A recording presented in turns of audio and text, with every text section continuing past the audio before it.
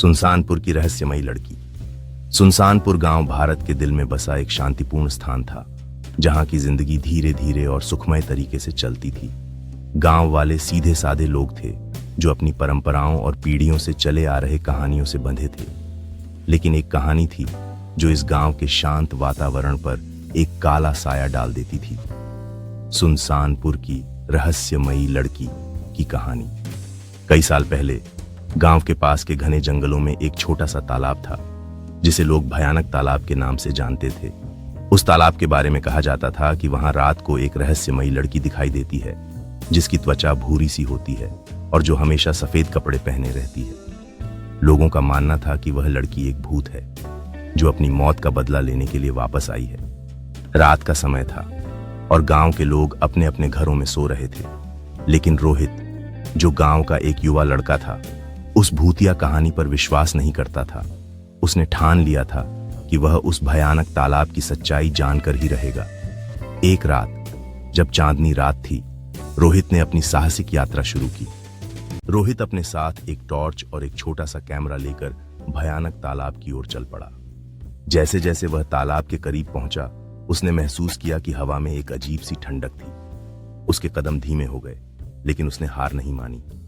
तालाब के पास पहुंचते ही उसने देखा कि पानी एकदम शांत था, जैसे कोई हलचल नहीं थी। तभी अचानक उसकी टॉर्च की रोशनी में उसे एक छाया दिखाई दी। वह छाया धीरे धीरे तालाब की ओर बढ़ रही थी। रोहित ने ध्यान से देखा और उसकी आंखें खुली की खुली रह गईं। वह वही रहस्यमयी लड़की थी, जिसकी त्वचा भूरी सी थी और जो सफेद कपड़े पहने हुए थी। लड़की की आंखें एकदम खाली और भयानक थीं, जैसे उनमें कोई जीवन नहीं हो।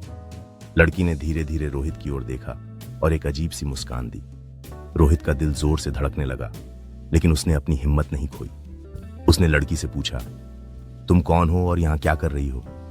लड़की ने धीरे धीरे अपनी कहानी बतानी शुरू की। उसका नाम राधा था और वह इसी गांव की रहने वाली थी।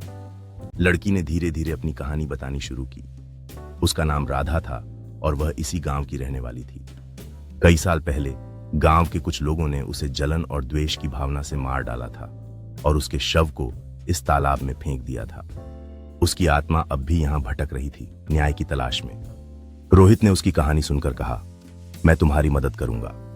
राधा ने अपनी आंखों में एक चमक लाते हुए कहा, तुम्हें बहुत सावधान रहना होगा। वे लोग बहुत शक्तिशाली हैं और तुम्हें भी नुकसान पहुंचा सकते हैं। रोहित ने राधा को वादा किया कि वह उसे न्याय दिलाएगा। अगले दिन उसने गांव के बुजुर्गों से बात की और राधा की कहानी को सबके सामने रखा। गांव वालों ने पहले तो उसकी बातों को नहीं माना, लेकिन जब रोहित ने उन्हें तालाब पर जाकर खुद देखने को कहा, तो वे सब मान गए। गांव वालों ने मिलकर राधा के हत्यारों को ढूंढ निकाला और उन्हें गांव की पंचायत के सामने पेश किया। उन लोगों ने अपने अपराध को स्वीकार किया और उन्हें कड़ी सजा दी गई। राधा की आत्मा को अंततः शांति मिल गई और उसने रोहित को धन्यवाद दिया। उसके बाद से भयानक तालाब फिर से एक शांतिपूर्ण स्थान बन गया और गांव वालों ने वहां जाना फिर से शुरू कर दिया। रोहित ने अपनी बहादुरी से न केवल राधा को न्याय दिलाया, बल्कि गांव के लोगों का विश्वास भी जीत लिया।